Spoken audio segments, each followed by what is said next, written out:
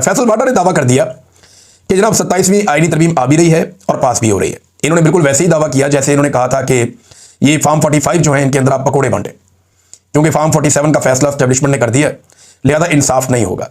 फिर इन्होंने कहा था कि 26वीं आईनी तरमीम पास हो जाएगी और डंडे के जोर पर करवा ली जाएगी, वो भी हमने देखा, जैसे जमहूरियत का मजाक उड़ा।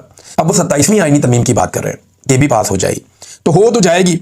और इसके अंदर पाकिस्तान के आइन का हुलिया क्या होगा? देखिए, आइन को अब किसी तरमीम की नहीं, तदफीन की जरूरत है। जो आइन के साथ हो गया ना पाकिस्तान के, जो इन्होंने कचूमर निकाल दिया पाकिस्तान के आइन का। अमेरिका की कितनी सदियों की तारीख है, उनकी 27 तरामीम है, हमने जनाब अभी पौनी सदी हुई है हमें, और हमारा आइन बने हुए अभी 50-52 साल हुए हैं। हमने उसके अंदर ये 27वीं के ऊपर हम काम कर रहे हैं, अंदाजा करें। और हर तरमीम हमने फर्द वाहिद को फायदा देने के लिए करवाई है, हर तरमीम हमने एस्टेब्लिशमेंट को फायदा देने के लिए करवाई है, सियासतदानों को फायदा देने के लिए करवाई है। पाकिस्तान का सोचकर हमने आज तक कोई तरमीम नहीं की। मेरे ख्याल में आइन में तरमीम करने की बजाय ना आइन की अब तदफीन कर दें। एक बात जावेद हाशमी साहब ने की है, तल्ख है लेकिन बात उन्होंने की है। जावेद हाशमी साहब कह रहे हैं कि नई आइनी तरमीम जमहूरियत के ताबूत में आखिरी कील है।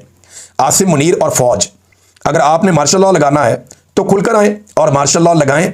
तरमीमों के पीछे छुपने की जरूरत नहीं है। तारीख की गुलाम तरीन हारी हुई हुकूमत, तुम्हें भी तारीख और पाकिस्तानी अवाम कभी माफ नहीं करेंगे। देखिए, जो ये तरामीम है ना 26वीं और 27वीं आइनी तरमीम, ये तरामीम और पाकिस्तान कभी भी एक साथ नहीं चल सकते।